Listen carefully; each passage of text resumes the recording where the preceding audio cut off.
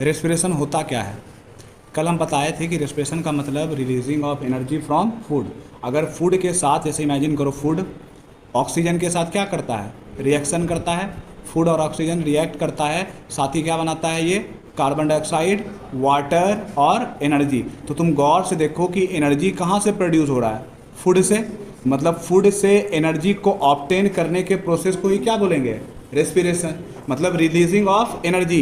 Release क्या कर रहा है? एनर्जी। कहाँ से एनर्जी रिलीज कर रहा है? फूड से। तो इसी को हम लोग क्या बोलते हैं? रेस्पिरेशन। अगर हम लोग बात करें रेस्पिरेशन का, तो ये एक मेटाबॉलिक प्रोसेस होता है, ठीक है, जो क्या करता है? फूड को ब्रेक डाउन करता है, फूड को तोड़ता है। अब बात आता है कि ये मेटाबॉलिक प्रोसेस क्या होता है, ठीक है। अब देखो मेटाबॉलिक प्रोसेस होता क्या है। मेटाबॉलिक प्रोसेस क्या होता है? केमिकल रिएक्शन का एक सेट होता है, ठीक है। मेटाबॉलिक प्रोसेस क्या है? सेट ऑफ केमिकल रिएक्शन, जिसमें बहुत सारा जो लिविंग सेल होता है अपने लिविंग स्टेट को बनाए रखने के लिए बहुत सारा रिएक्शंस करता है। मतलब तुम्हारे बॉडी के अंदर जो केमिकल रिएक्शन हो रहा है ताकि जो बॉडी का सेल है खुद को क्या रख सके? लिविंग स्टेट में रख सके। तो उसको क्या बोलते हैं हम लोग? मेटाबॉलिज्म। मतलब मेटाबॉलिज्म क्या होता है? सेट ऑफ केमिकल रिएक्शन जो कैरी आउट होता है, जो करते हैं हम लोग ताकि जो सेल्स है किसी भी ऑर्गेनिज्म का वो लिविंग स्टेट में रह सके, मतलब जिंदा रह सके। तो उसी को हम लोग क्या बोलते हैं? Metabolic activity. ओके। अगर मान लो, अगर बात करें मेटाबॉलिज्म का, तो ये दो टाइप का होता है। एक होता है कैटाबॉलिज्म, एक होता है एनाबॉलिज्म। कैटाबॉलिज्म का मतलब क्या होता है? वो प्रोसेस जिसमें ब्रेक होता है मॉलिक्यूल्स और हम लोग को क्या दे? एनर्जी। जब मॉलिक्यूल्स ब्रेक होकर के एनर्जी देता है तो उसको हम लोग क्या बोलते हैं? कैटाबॉलिज्म, ठीक है। लेकिन वो प्रोसेस जिसमें जितना भी कंपाउंड है वो सिंथेसाइज होगा, बनेगा। सेल के लिए जो जो हमको मटेरियल का ज़रूरत होगा या जो जो कंपाउंड का ज़रूरत होगा उसको बनाने के लिए जो प्रोसेस करते हैं उसको हम लोग क्या बोलेंगे? एनाबॉलिज्म। लेकिन अगर यही प्रोसेस का इस्तेमाल किए मॉलिक्यूल्स को ब्रेक करने के लिए और ब्रेक करके हमको क्या मिला? एनर्जी मिला, तो उसको हम लोग क्या बोलेंगे?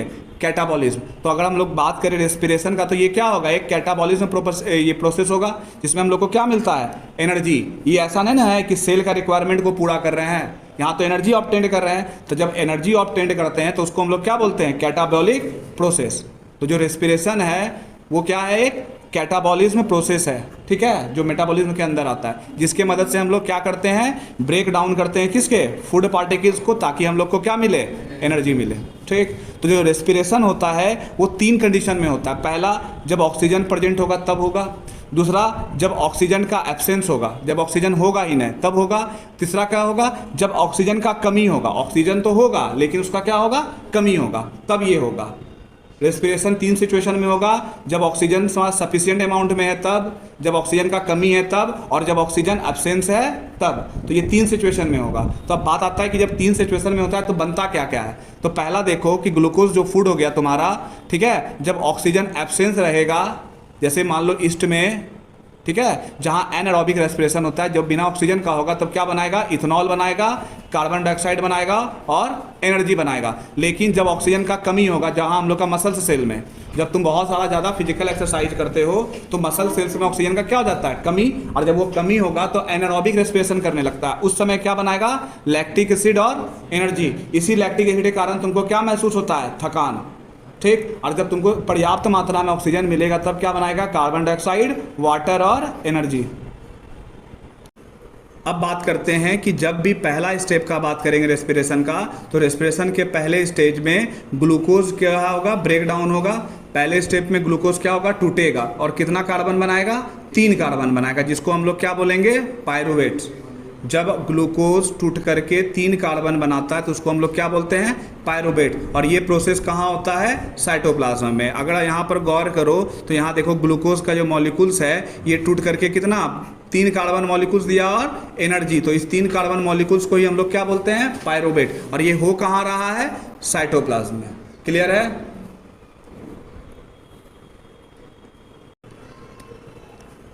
अब बात करते हैं कि जब भी पहला स्टेप का बात करेंगे रेस्पिरेशन का, तो रेस्पिरेशन के पहले स्टेज में ग्लूकोज क्या होगा? ब्रेक डाउन होगा। पहले स्टेप में ग्लूकोज क्या होगा? टूटेगा और कितना कार्बन बनाएगा? 3 कार्बन बनाएगा, जिसको हम लोग क्या बोलेंगे? पायरूवेट्स।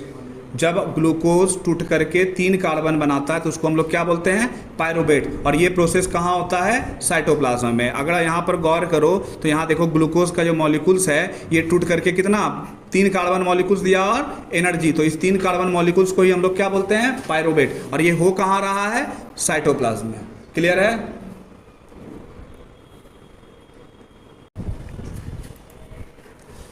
अब हम लोग बात करते हैं एरोबिक रेस्पिरेशन की और एनारोबिक रेस्पिरेशन की। तो एरोबिक रेस्पिरेशन क्या होता है, जब पायरुवेट 3 कार्बन मॉलिक्यूल्स टूट करके क्या देगा, इथेनॉल और कार्बन डाइऑक्साइड, ठीक है। और ये जो रिएक्शन होगा ऑक्सीजन के एब्सेंस में होगा, ठीक। फिर से ध्यान से सुनना, एनारोबिक रेस्पिरेशन उसको कहते हैं जो एब्सेंस ऑफ ऑक्सीजन में हो, पहला बात याद रखना। दूसरा बात याद ये रखना कि जिसमें पायरुवेट जो मॉलिक्यूल्स होता है वो टूट करके क्या बनेगा, इथेनॉल और कार्बन डाइऑक्साइड, ठीक है। तो इसको हम लोग क्या बोलेंगे, एनारोबिक रेस्पिरेशन कहेंगे। इसको हम लोग जनरली एक और नाम से जानते हैं जिसको कहते हैं फर्मेंटेशन। क्या कहते हैं इसको, फर्मेंटेशन। क्लियर है। एनारोबिक रेस्पिरेशन उस रेस्पिरेशन को कहते हैं जो ऑक्सीजन के एब्सेंस में होता है, पहला बात। दूसरा बात ये याद रखना कि जब एनारोबिक रेस्पिरेशन होगा तो पायरुवेट टूटेगा किस में, इथेनॉल में और कार्बन डाइऑक्साइड में। ओके, मान लो ये ग्लूकोज, यहाँ पीछे ध्यान दो कि ये ग्लूकोज था, यहाँ पर ग्लूकोज है, ग्लूकोज क्या हुआ, पायरुवेट टूटा किस में, ऑक्सीजन के एब्सेंस में। पायरुवेट टूटा ऑक्सीजन के एब्सेंस में, क्या दिया, एथेनॉल, कार्बन डाइऑक्साइड और एनर्जी। तो इसी को हम लोग क्या बोलेंगे, एनारोबिक रेस्पिरेशन। एनारोबिक रेस्पिरेशन किसको कहते हैं, तो ध्यान से रखना, पहला जो ऑक्सीजन के एब्सेंस में हो। दूसरा बात ये याद रखना, जब पायरुवेट मॉलिक्यूल्स टूटेगा तो क्या बनाएगा, इथेनॉल, कार्बन डाइऑक्साइड और एनर्जी, ठीक। इसी का नीचे आ जाते हैं हम लोग, बात करते हैं किसका, एनारोबिक का। इसमें पायरुवेट टूटेगा तो क्या बनाएगा, कार्बन डाइऑक्साइड, वाटर और एनर्जी देगा। और ये ऑक्सीजन के क्या होगा, प्रेजेंस में होगा, कोई दिक्कत। इसको हम लोग क्या बोलेंगे, एरोबिक। यहाँ पर ध्यान देना, ये एरोबिक में क्या हो रहा है, यहाँ पर देखो नीचे में प्रेजेंस ऑफ ऑक्सीजन में टूट रहा है, पायरुवेट क्या हो रहा है, प्रेजेंस ऑफ ऑक्सीजन में टूट रहा है, और देगा क्या, कार्बन डाइऑक्साइड, वाटर और एनर्जी। दूसरा बात ध्यान रखना कि जो ये वाला होता है एनारोबिक होता है, ये साइटोप्लाज्म में होता है, जबकि ऑक्सीजन वाला कहाँ होता है, माइटोकॉन्ड्रिया में। एरोबिक रेस्पिरेशन माइटोकॉन्ड्रिया में होगा, जबकि एनारोबिक रेस्पिरेशन कहाँ होगा, साइटोप्लाज्म में होगा।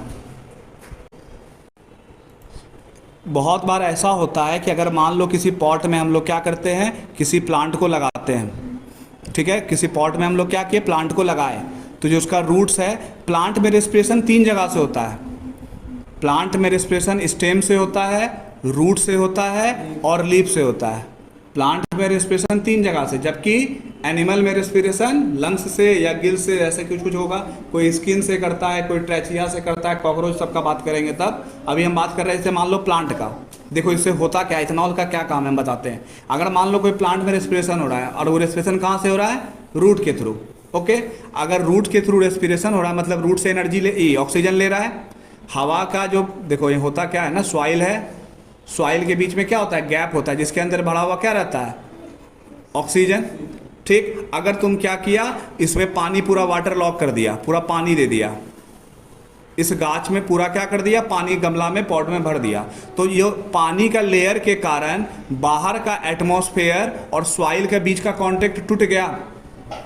बीच में अगर पानी आ गया तो बाहर का एटमॉस्फेयर और सॉइल के बीच का कांटेक्ट खत्म, पानी का लेयर आ गया।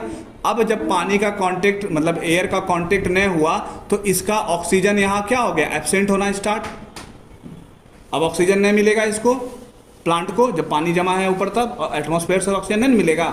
अब क्या होगा, जब इसको ऑक्सीजन नहीं मिलेगा तो ये क्या करेगा, एनारोबिक रेस्पिरेशन करना स्टार्ट करेगा और क्या बनाएगा, इथेनॉल, कार्बन डाइऑक्साइड और एनर्जी। इसी एथेनॉल के कारण क्या होगा, प्लांट मर जाएगा। तो तुम बहुत बार ऐसा देखा होगा कि प्लांट में अगर पानी हम लोग भर करके रख देते हैं तो जो प्लांट रूट से द्वारा रेस्पिरेशन करता है वो प्लांट क्या होगा, मर जाएगा। क्यों मर जाएगा, वो एनारोबिक रेस्पिरेशन करने के कारण इथेनॉल बना लेगा जो उसको क्या कर देगा, मार देगा। ओके, इसके बारे में डिटेल हम लोग पढ़ेंगे उसमें, रेस्पिरेशन इन प्लांट में। आगे बात करते हैं। एक्वेटिक प्लांट जो होता है वो तेजी से सांस लेता है as compare to terrestrial animal, sorry animal का बात कर रहे हैं, टेरेस्ट्रियल एनिमल और एक्वेटिक एनिमल। एक्वेटिक एनिमल उसको कहते हैं जो पानी में रहता है, और टेरिस्टेरियल एनिमल उसको कहते हैं जो लैंड में रहता है। लैंड पे रहने वाला एनिमल को क्या बोलेंगे? टेरिस्टेरियल। और वाटर में रहने वाला एनिमल को क्या बोलेंगे? एक्वेटिक। अब हम लोग बात करते हैं रेस्पिरेशन इन ह्यूमन, कि कैसे हम लोग का रेस्पिरेटरी सिस्टम काम करता है। अगर हम लोग बात करें अपने रेस्पिरेटरी सिस्टम का, तो ये बना हुआ किसका है?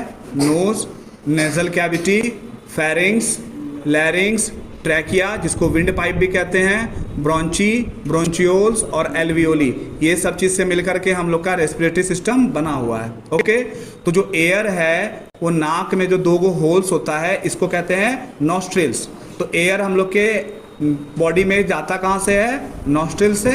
ओके, अब एयर नॉस्ट्रिल से पास होते हुए चला जाता है। नॉस्ट्रिल में क्या होता है? छोटा छोटा हेयर होता है और म्यूकस भी पाया जाता है। नाक के अंदर नॉस्ट्रिल में फाइन हेयर होता है, छोटा छोटा हेयर होता है और म्यूकस होता है। क्यों होता है?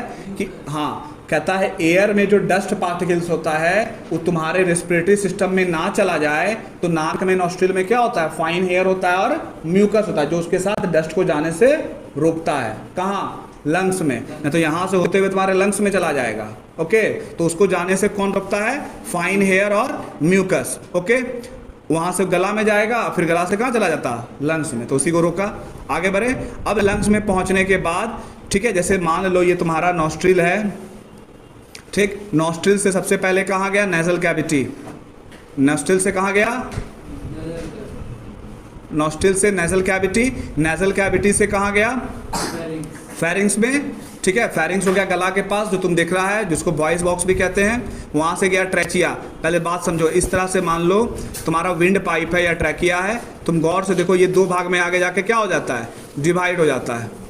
ठीक है, ये दोनों कहलाता है ब्रोंची। यही क्या कहलाता है? ब्रोंची। और ये तुम्हारा यहाँ पे लंग्स हो गया। ये क्या हो गया? लंग्स। और ये हो गया तुम्हारा ब्रोंची। ठीक, ब्रोंची में क्या होता है? छोटा छोटा ऐसे ऐसे तुम्हारा बहुत सारा स्ट्रक्चर दिख रहा होगा। तो इस छोटा छोटा स्ट्रक्चर को हम लोग क्या बोलते हैं? ब्रोंचियोल्स। क्या बोलते हैं इसको? ब्रोंचियोल्स। ओके, ओके है ना। और ब्रोंचियोल्स के साइड में तुमको देखोगे ऐसे ऐसे करके एक ट्री टाइप का स्ट्रक्चर होगा, ऐसे सैक। तो इसी को हम लोग कहते हैं एल्वियोली। ओके, फिर से मेरा बात को ध्यान से सुनना। नॉस्ट्रिल से नेसल पैसेज या नेसल कैविटी से होकर कहाँ आ गया तुम्हारा? लैरिंग्स में या फेरिंग्स में। वहाँ से तुम्हारा ये वाला स्ट्रक्चर जो हो गया इसको एल्वियोली कहते हैं। यहाँ इसको हम लोग फोटो समझो, देखो यही वाला हिस्सा तुम्हारा क्या कहलाया? ये फेरिंग्स वाला। ठीक है, यही जो तुम देख रहे हो यहाँ स्ट्रक्चर, इसको हम लोग क्या बोलते हैं? ट्रैचिया। ओके, ट्रैचिया का काम क्या है? ये जो विंड पाइप है वो सिकुड़ ना जाए। सिकुड़ने से कौन रोकेगा? ट्रैचिया। कभी नल में पानी देखा है पाइप से लेते हुए? अगर जैसे तुम नल को बंद करते हो, पाइप अगर ये कनेक्ट है तो पाइप क्या होता है? सिकुड़ जाता है, हवा निकल जाता है उसका, है ना। तो इमेजिन करो अगर तुम 2 सेकंड के लिए, 3 सेकंड के लिए, 10 सेकंड के लिए अपना सांस रोका, तो सांस जब रोकेगा तो ये विंड पाइप क्या होगा? एयर के कारण सिकुड़ जाएगा, कम होने के कारण। तो इसको सिकुड़ने से रोकेगा कौन? ट्रैचिया। ट्रैचिया क्या करता है? विंड पाइप को सिकुड़ने से रोकता है। अगर वो सिकुड़ जाएगा तो फिर तुम सांसें नहीं ले पाएगा। ओके, ट्रैचिया समझ में आया? क्या करता है? यही दोनों जो होता है इसको क्या बोलते हैं हम लोग? ब्रोंचस। ये जो दोनों स्ट्रक्चर देख रहे हो ये क्या है? ब्रोंचस। ओके, यहाँ से ध्यान से देखना, ये वाला स्ट्रक्चर क्या?